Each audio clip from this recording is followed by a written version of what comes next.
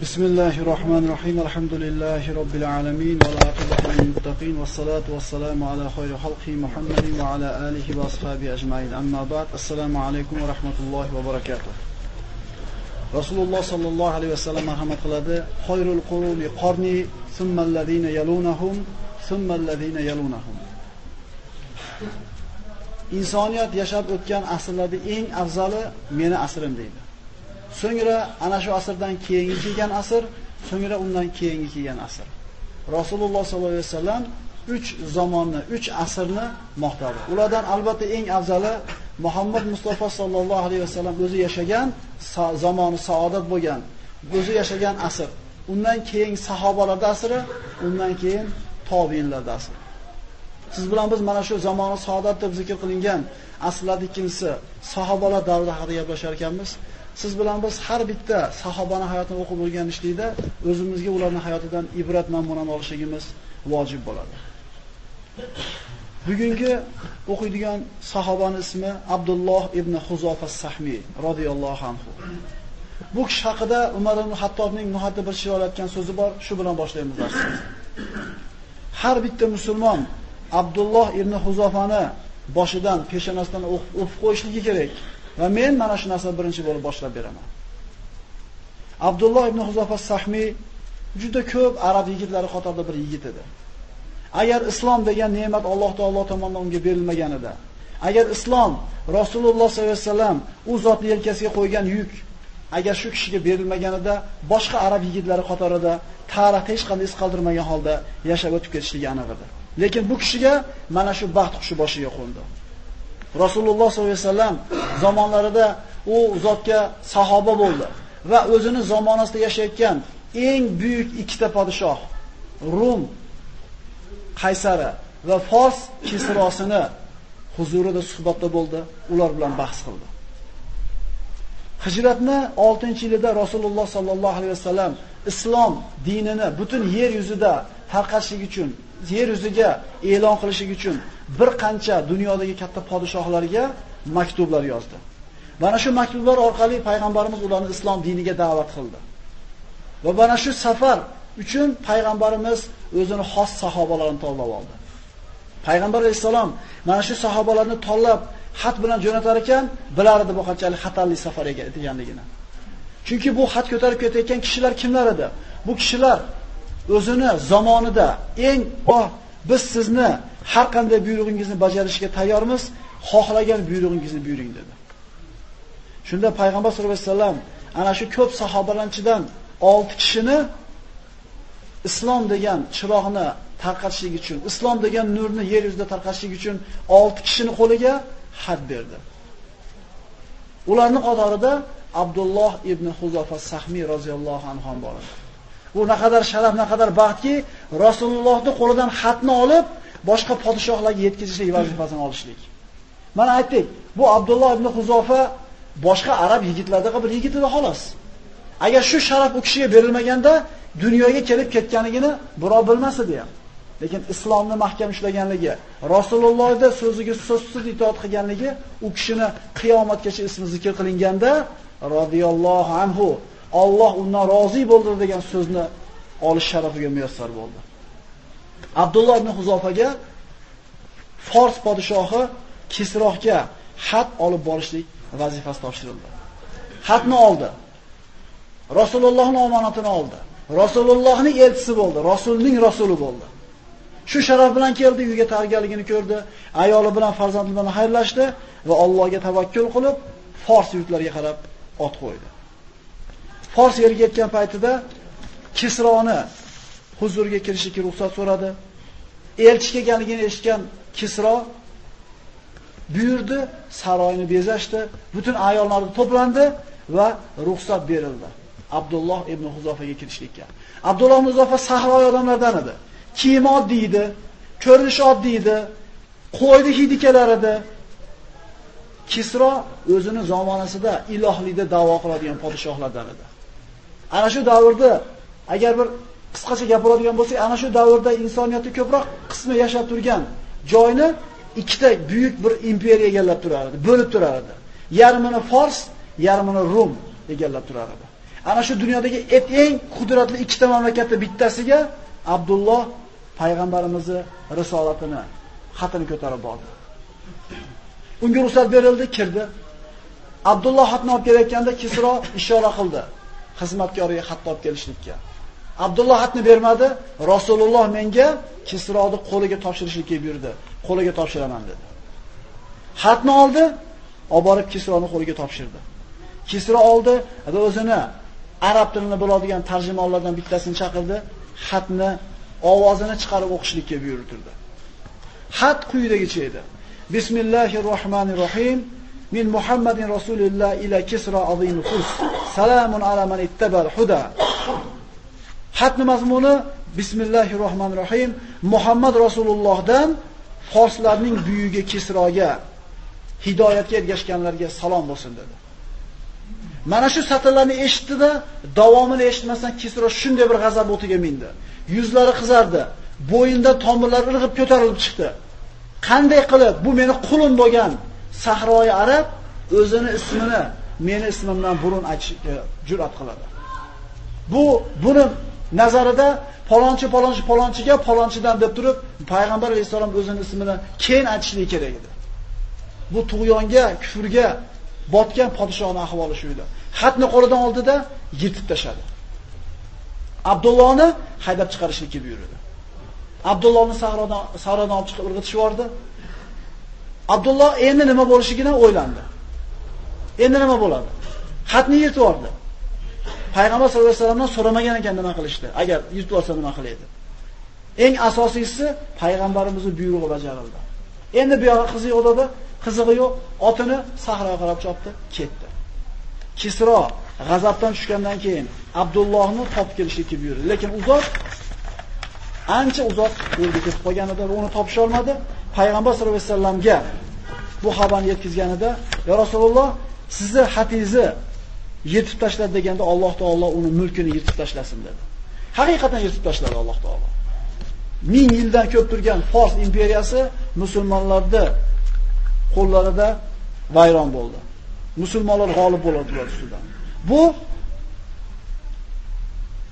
Kisro ana shu davrlarda Yaman, mana biz bilgan Yaman forslarga tobe edi. Yamandagi Kisro o'zini valisi bo'lgan Bozon degan podshohga xat yozib aytdiki, ana shu arablar ichida payg'ambarlikni da'vo qilayotgan Muhammad degan ismli kishi chiqibdi. Ikkita bir kuchli odamini jo'natgan, meni oldimga olib kelsin dedi. Bozon bu hatto ishga olganidan keyin ikkita baquvvat kuchli polvonlaridan Madinaga jo'natdi. Madinaga kelib payg'ambar bilan uchrashdi. Seni podshohlarning podshohi Kisro bizni podshohimiz Bozonga mana xatni yozdi, biz bilan ketishlikka tayyorgarlik ko'r. Bo'lmasam kuch bilan olib ketamiz dedi. Rasulullohga tahdid qilishdi. Rasululloh sollallohu alayhi vasallam aytdi, ertaga kelinglar, ertaga xabarni aytaman sizga, javobimni aytaman dedi. Tong otdi kelishdi. Shunda payg'ambar sollallohu alayhi vasallam aytdiki, sizlar Bozonga borib aytinglar podshohlarga. Bugun tunda Kisroning o'g'li Shiraveh o'zini otasini qatl qildi dedi. Fors bilan Madina o'rtasida bir necha kunni, bir necha bir oylarda egallaydigan muddat edi. U yerda bo'lgan xabarni faqat vahiy orqali yetishishi mumkin edi. Hali ikki kishi polvon aytdiki, nima deyapsan? Nima deyotganini tushunyapsanmi dedi. Sizlar borib shunday aytinglar dedi. Ikkita polvon Yamanga qaytib keldi, valiga, podshohga bu Muhammad degan kishi mana bunday gaplarni aytdi. Shiraveh o'zini otasi Kisroni o'ldiribdi dedi. Bozon aqlli odam bo'lganida aytdiki, kutib turamiz dedi. Agar bu gap yolg'on bo'lsa, o'zimiz bilan ishimizni qilamiz. Yo agar rost bunday bo'ladigan bo'lsa, bu gapni faqat nabiy aytishi mumkin dedi. Va bir necha kunlardan keyin Bozonga Forsdan xat keldi. Shiraveh o'zini otasini o'ldirganligi, o'zini xalqiga zulm qilganligi uchun, sharafli kishilarni o'ldirib olganligi uchun, ularda ayollarni o'ziga cho'ri qilib olganligi uchun, xalqim uchun intiqom olib, otamni o'ldirdim va menga itoat qilishlikka xalqingdan va'dani qasamda olib qo'y degan xatni eshitdi. Shunda Bozon xatni oldida ashhadu an la ilaha illalloh va ashhadu anna Muhammad rasululloh iymonga keldi. Va unga ergashib Yamandagi barcha ana shu Yaman xalqini boshqarib turgan forslar islomga kirdi. Bu Abdulloh ibn Huzofani Fors podshosi bilan bo'lgan muomalasi edi. So'ngra Alloh azza va jalla Abdulloh ibn Huzofani yer yuzidagi ulkan ikki buyuk podshoning ikkinchisi Qaysarga ro'baro qildi. Bu Rum, biz bilgan Vizantiy imperiyaning imperatori edi. Nasoro dinida edi bular. Ana shu Qaysar, ana shu imperator musulmonlarning e'tiqodi mustahkamligi haqida ko'p eshitgan edi. Payg'ambarga bo'lgan muhabbatini qattiq ko'p eshitgan edi. Iymondan ularda siljitib bo'lmasligini juda ko'p eshitgandida, aytgan ediki, ana shu musulmonlar bilan bo'layotgan jangda musulmonlardan birorta bir asir tushsa va Muhammaddan to'g'ri ta'lim olgan sahobalardan bitta yarimtasi bo'lsa, tiriklarini olib keladi deb buyruq bergan edi. Ana shu musulmonlardan asir tushdi urushda va ularning ichida Abdulloh ibn Huzofa Sahmi ham bor edi. Asirlarni olib kelishdi. Dunyoda ikkinchi katta sulton, ikkinchi podshoh turibdi.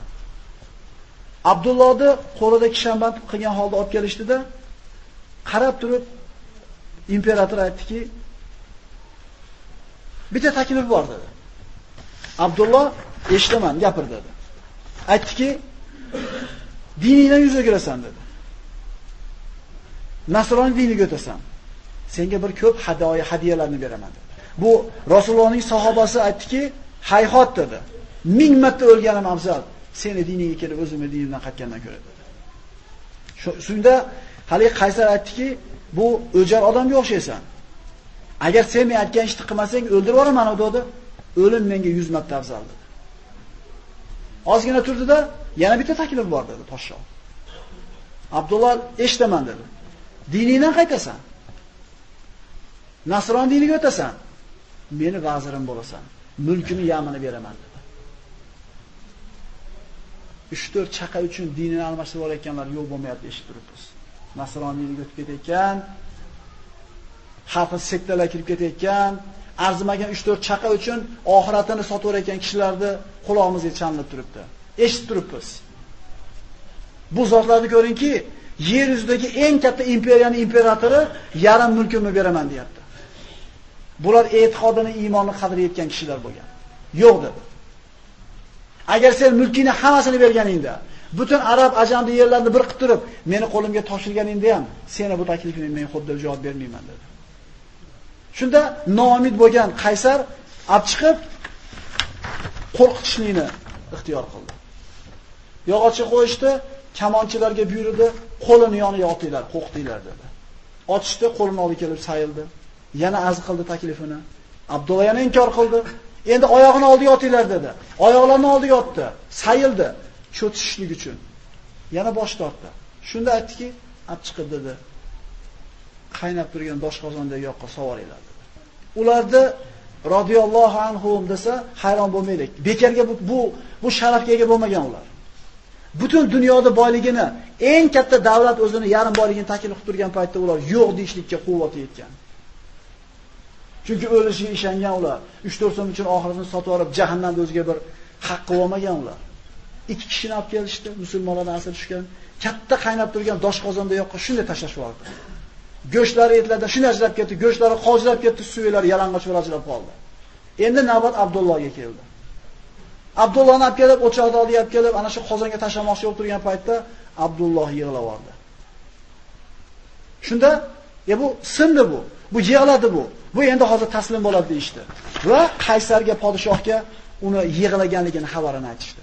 Shunda olib kelinglar shuni dedi. Olib keldi. Nasroniy diniga o'tasan men desa yo'q dedi. Senga o'lim bo'lsin. Nimaga unda yig'lading dedi. Abdulloh aytadiki, yig'laganim sababi quyidagicha. Mendan burun ikkita birodarim yoqqa tashadi, shahid bo'ldi, Allohning diydoriga yetdi. O'zimga aytdim, ey Abdulloh, sen ham tashashadi, joning ketib chiqadi. Bir dona joningni qurbon qilasan, Allohning diydoriga yetasan. Yig'laganim shu narsaki, nimaga jonim 1000 ta emas? 1000 tasi Allohning yo'lida qurbon bo'lmaydi. Jonimni bittaligiga yig'ladim dedi. O'limdan qo'rqibmas. Allohning yo'lida bitta jonim bor, bitta aziz jonim. Shuningla bersam Allohga rozi ketamanmi? Bu shunchalik osonmi deb jonimni bittalik yig'ladim. 1000 ta bo'lganda 1000 ta jonimni qurbon qilishga tayyor bo'lardim dedi. Qaysar qoyil qoldida, agar meni peshonamdan bitta o'p qo'ysang qo'yib yuboraman seni dedi. Chunki bu haqiqiy erkaklik edi. Haqiqiy doiralik edi. Haqiqiy Allohga bo'lgan iymon edi. Abdulloh aytdi, Boshqa musulmonlarni ham qo'yib yuborasanmi dedi. Boshqa musulmonlarni ham qo'yib yuboraman dedi. Abdulloh aytadi, bitta Allohning dushmani peshonasini o'pib qo'ysam, musulmonlarni o'limdan qoladigan bo'lsam, unchalik zarar bo'lmasa kerak dedi-da, peshonasini o'pib qo'ydi. Shunda hamma musulmonlarni qo'shib berdi, Madinaga qaytib kelishdi. Bo'lgan voqeani eshitgan Umar ibn al-Hattob roziyallohu anhu har bitta musulmon Abdullohning peshonasini o'pib qo'yishligi kerak. Birinchi bo'lib o'zim boshlayman dedi, peshonasini o'pib qo'ydi. Rasululloh sollallohu alayhi vasallam bekarga qaysinisini etagini ushlasanglar, albatta sizlarni to'g'ri yo'lga yetaradi, bekarga aytgan emas.